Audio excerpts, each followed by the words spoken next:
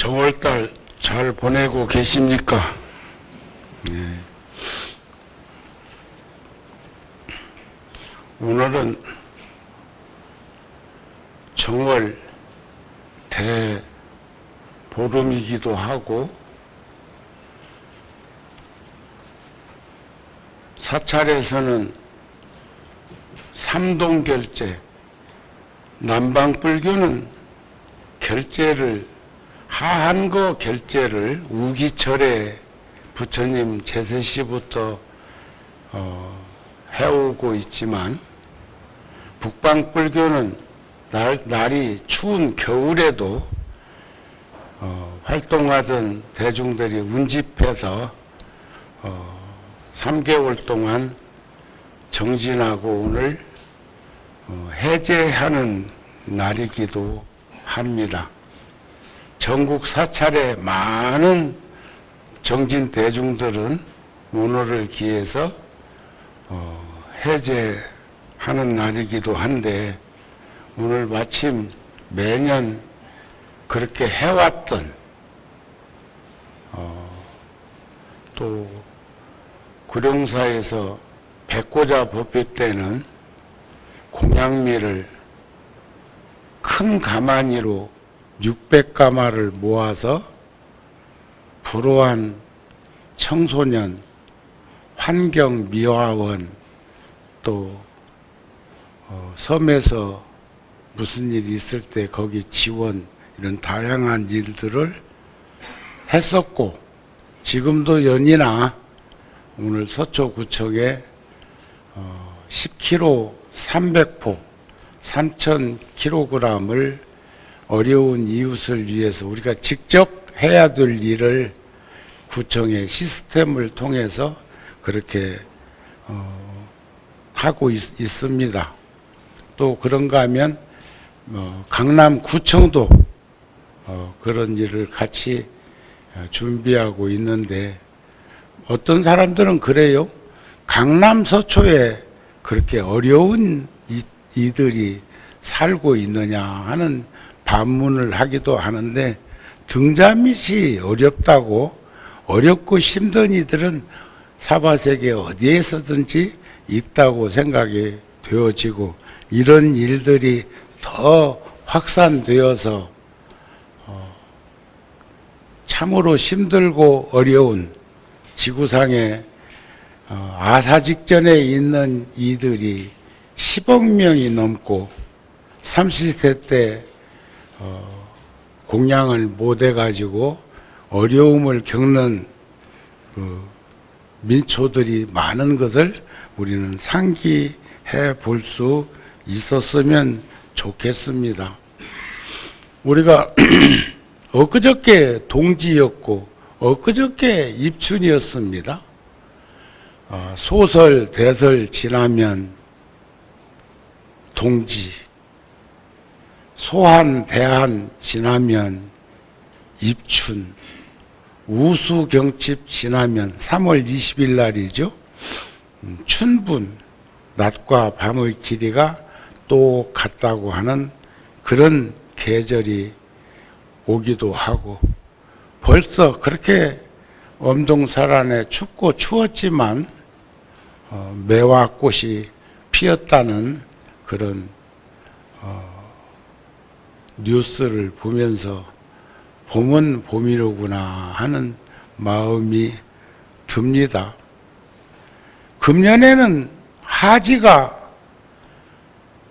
동지가 6월 21일, 12월 21일, 대부분은 22일 날 오는데, 금년에는 21일 날 오는 연휴는 1년이 366일 같으면 똑같은 날 그런 일이 이루어지겠지만, 그렇지 못하는 연휴는 365일 5시간 46분 48초 12분 12초가 부족해서 매년 그 4년마다 오는 윤달도 없는 때가 있지요.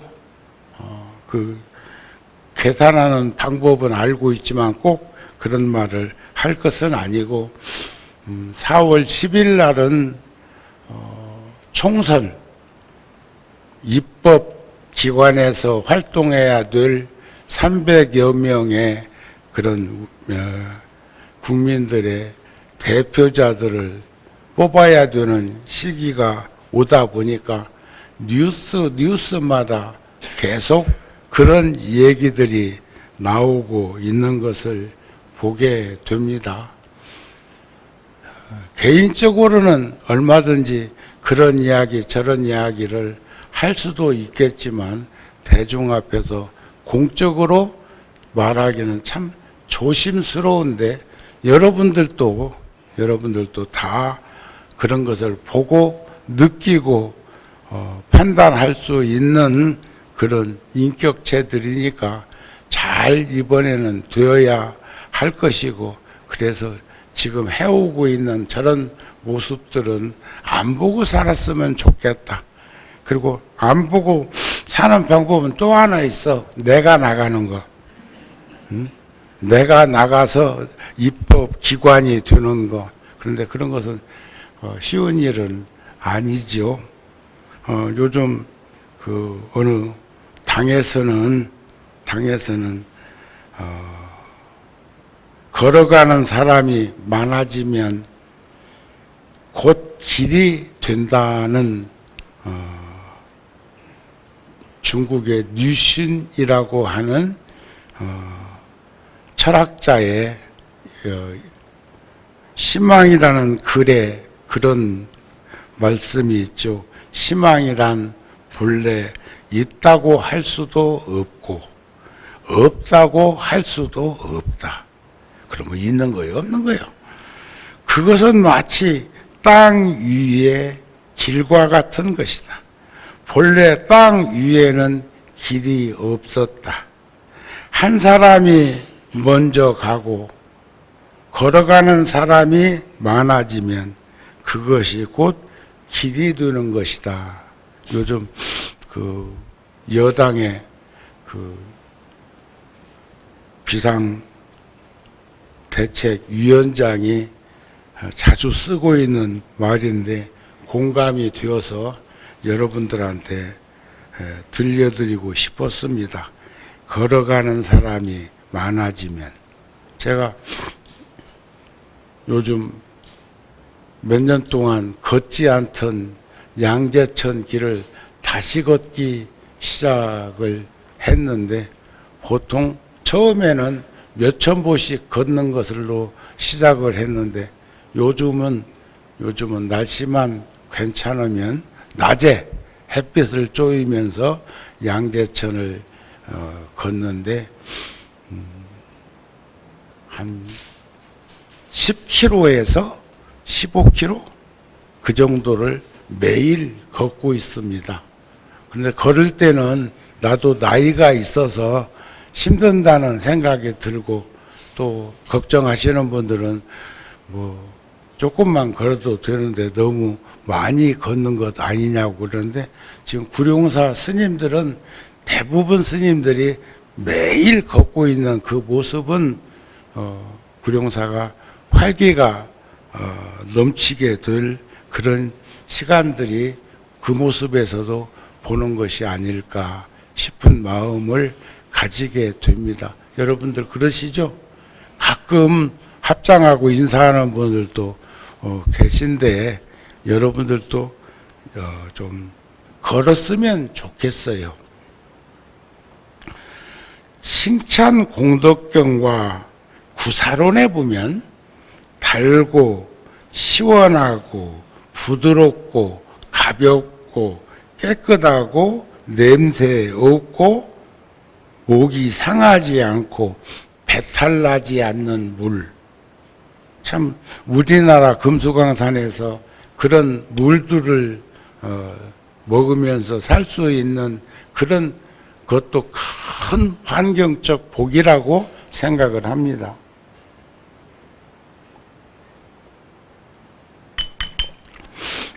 나는 서초구청에서 여러 날 양재천 거기에서 준비를 하고 있길래 오늘 하겠지. 내일 일요일이기도 하고 오늘 보름이기도 하니까 오늘 하겠지. 그래서 저녁에는 한번 그 시간 맞춰서 한번 더 걸으러 나갈까 그랬는데 어제 했다네. 거기 그 가게들이 많이 나와서 천막도 치고 가게들이 많이 나와가지고 주막도 하고 그렇게 하던데 내년에는 미리 알아가지고 그런 데도 한 번씩 참여해보고 싶은 그런 마음이 듭니다.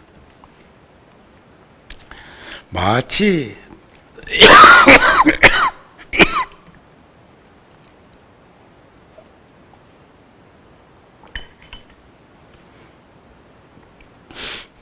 땅 밑에는 팔공덕수가 흐르고 있지만 모든 중생들은 얻지 못하고 삽니다. 여기서 비유로서 팔공덕수를 그렇게 맑고 깨끗하고 좋은 물에 대해서 얘기한 것은 그것은 말을 바꿔 말하면 요의경인 우리들의 인생에 우리들의 삶에 큰 영향을 줄 수 있는 보약 같은 가르침을 의미할 것입니다.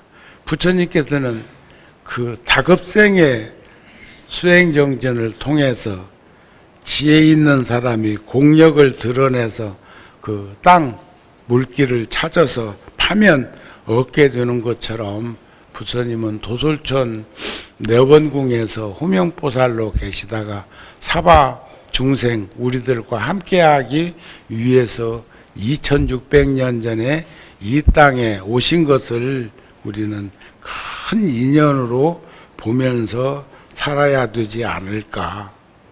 마치 눈먼 사람이 해와 달을 볼 수 없다가 용한 의원이 눈을 치료해서 눈병을 고치게 되면 세상을 보게 되는 것과 같은 요즘 의료 대란이 일어나는 것처럼 참 그게 이성적이고 객관적인 눈으로 바라보면 수요 공급이라는 것에 밸런스가 맞아야 되는데 그것이 여의치 않으면 자기의 가치가 떨어지고 또 인건비도 조금 받게 되고 물건도 그런 거 아닌가요? 그 다 기술도 물건인데 물건과 같은 것인데 귀해야 비싼 건데 물건이 너무 많으면 가격이 떨어지는 거 아니에요? 이번에 미국에서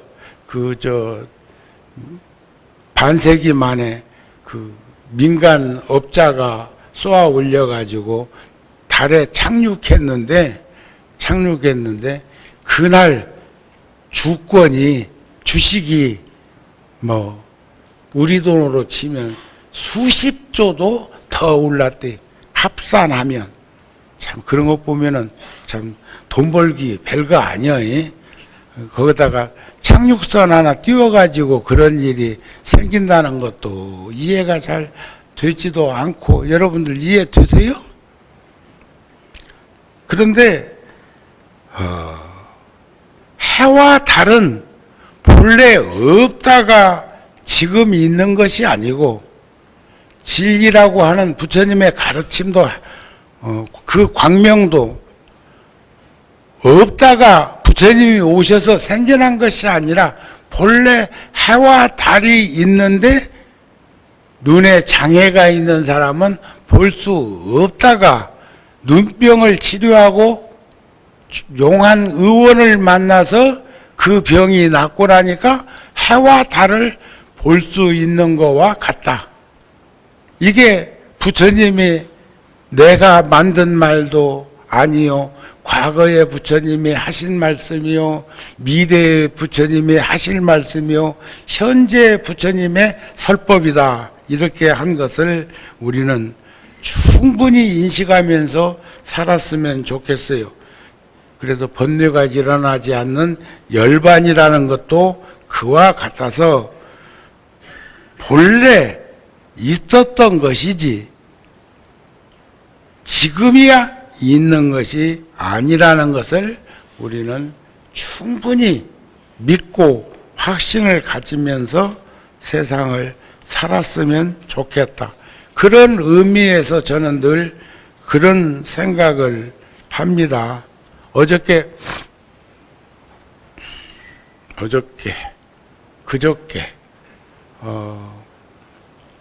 그 구룡사에 스님 저 출가하러 갑니다 하고 온 동대 불교학과 출신 청년이 내가 지금 이 불사를 2층 집 세어도 살 때요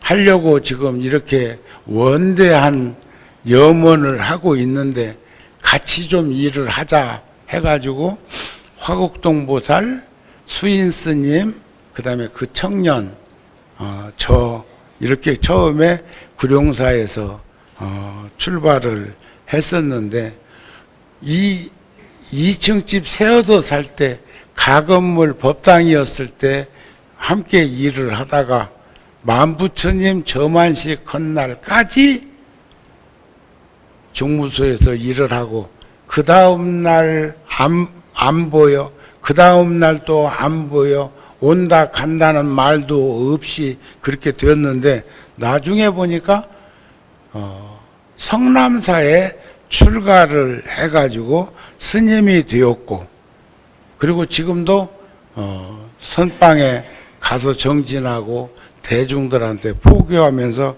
살던 그런 스님이 도반 스님하고 같이 와서 차 한잔 먹고 점심 공양하고 우리 전법위관 돌아보고 하는 중에 제가 실내에 있었으니까 지금도 마찬가지지만 이렇게 긴팔을 입지 않고 있는 것을 보게 되었고 스님 이렇게 날씨가 추운데 왜 그러십니까? 춥지 않으십니까? 그러길래 내가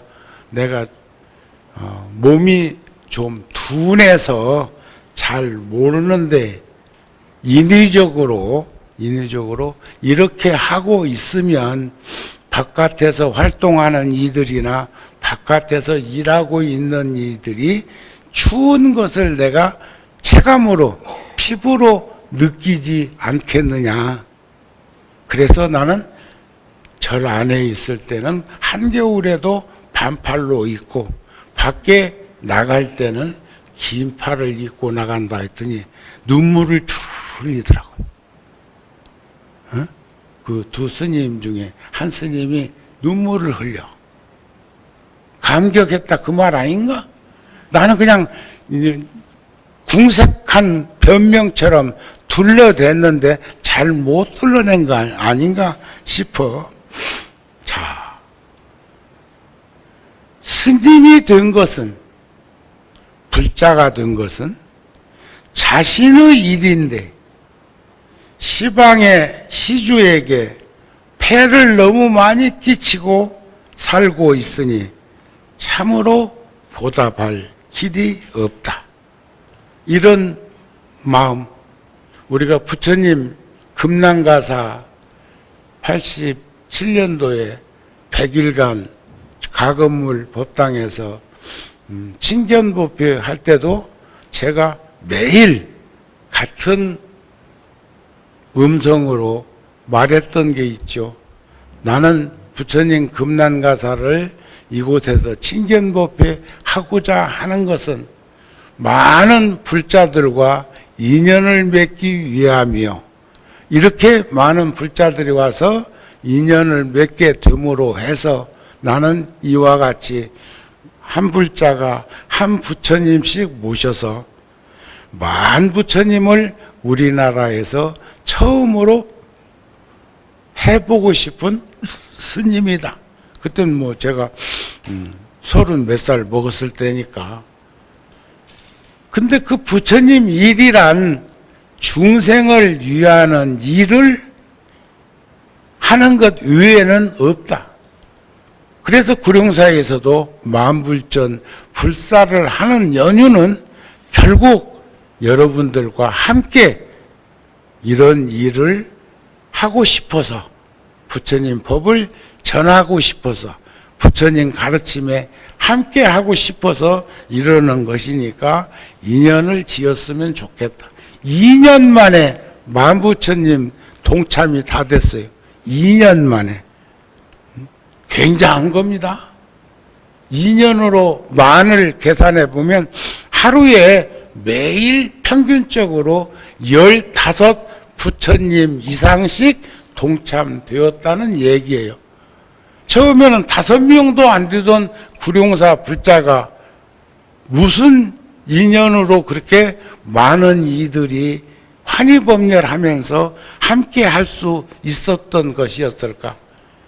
그것이 바로 구룡사에서 해야 할 책무고 의무라는 생각을 가지는 겁니다.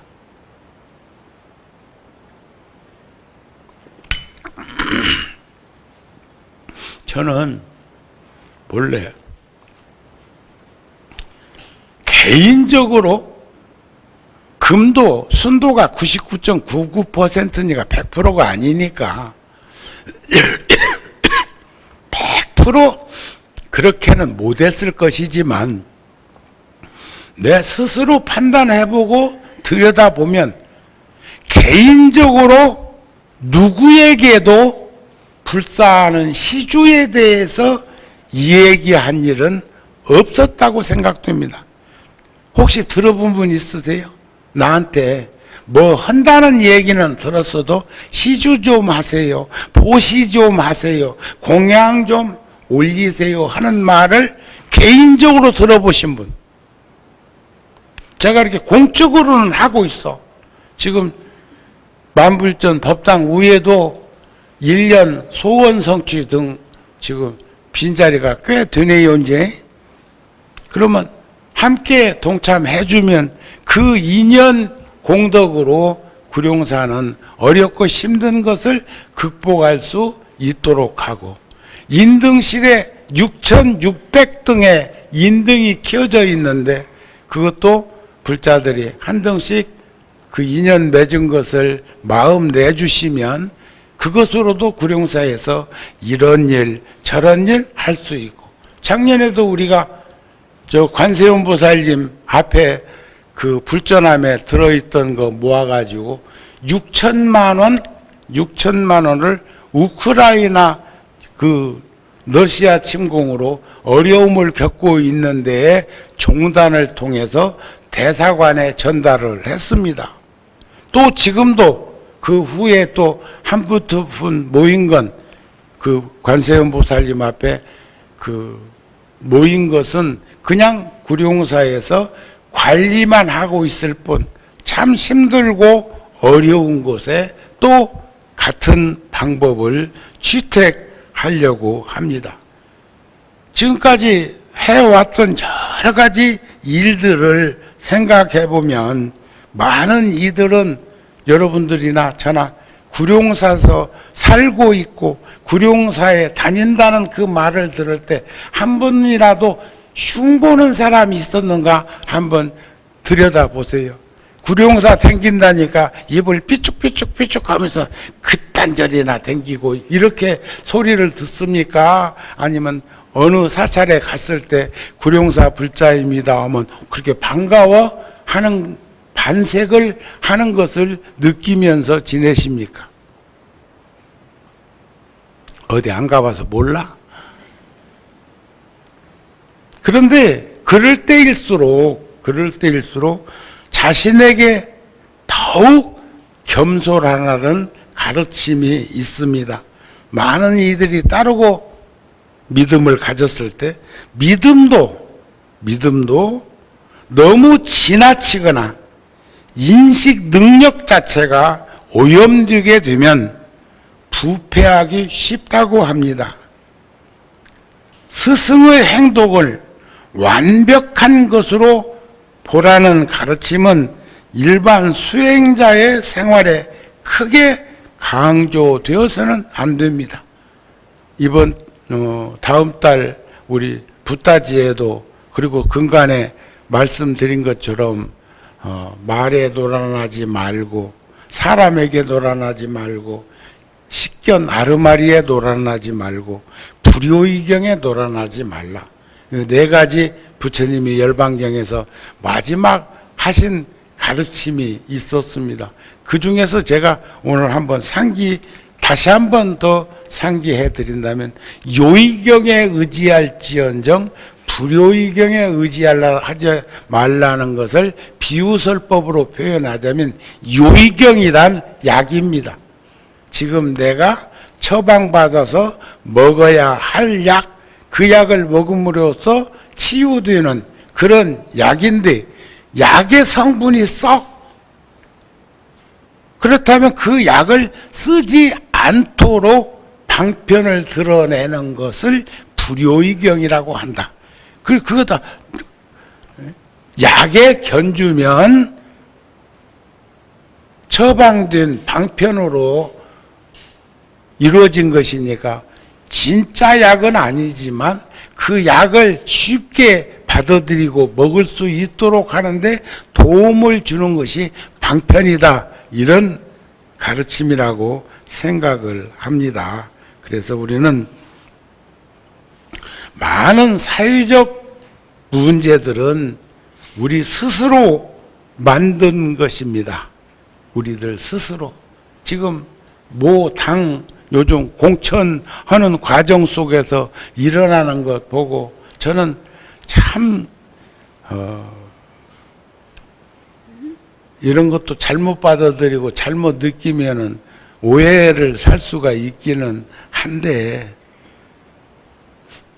택락한 스님도 그런 말씀을 하셨고 많은 스님들도 그런 말씀을 하고 계신데, 화가 날 때 화를 낼 줄 아는 사람, 그러나 그 화는 속까지 뒤집혀서 화를 내는 것이 아닌 화, 그리고 화가 나면 가까운 사람일수록 상대에게 내가 지금 화가 나 있다는 것을 알려줄 수 있는 지혜, 절대로 화내가지고 화가 났다는 것을 얘기하는 것이 아니라 대단히 객관적이고 이성적으로 표현할 수 있는 화. 그런데 세상에서 제일 상대하지 말아야 될 사람이 있어. 화가 나는데 웃는 사람, 화가 나는데 웃고 있는 사람, 비양거리는 것인가 아니면 태관절 뭔가, 그건 도저히 감을 잡을 수가 없고 그런 이들하고는 상대하고 살면 안 된다는 생각이 들어집니다. 웃음도 해픈 웃음 그거 바람직하지 않아. 부처님께서도 능엄경에 보면 50마장 색수상행식 이거 여기에서 50가지의 그런 마장이 생기는 것 중에서 비마가 있는가 하면 심마가 있어. 비마는 내 울어쌌는 거. 그렇다고 자 보세요. 누가 이 사람을 모르시나요? 80년대에 그 이산가족 찾는 노래가 나왔을 때 눈물바람 아는 사람이 없어. 근데 요즘 애들한테 누가 이 사람을 모르시나요? 하면서 안 온다고 꾸짖어서 그 사람이 눈물 흘릴까요? 시대의 변천사를 우리가 한번 들여다볼 수 있었으면 좋겠어요. 이해가 되십니까? 한번 노래 들으면서 눈물바람에 딱해서 그놈의 노래만 나오면 터잡고 울라고 하는 사람이 있다면 그건 비마 걸린 거예요. 또 심화, 기쁘고 즐거워서 웃는 것이 아니라 아무 때나 허파에 바람 들어간 것처럼 제어되지 않는 웃음이 있어. 날 굳은 날, 머리띠 하나 메고 어느 가게 앞에서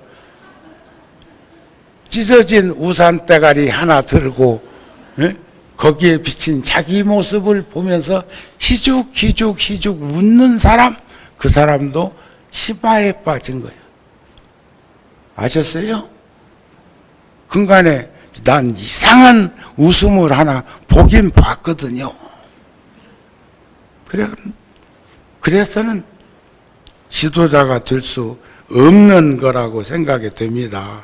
그래서 기억하고 분노하기보다는 잊어버리고 용서할 수 있는 노력들을 해야 하고, 최선의 덕목은 판단력을 흐리게 하는 거니까 이기심을 없애려는 그런 생각으로 잘들 살았으면 좋겠다 하는 마음을 가지게 됩니다. 브랜드 법정 스님 그전에도 한번 말씀을 드렸었는데,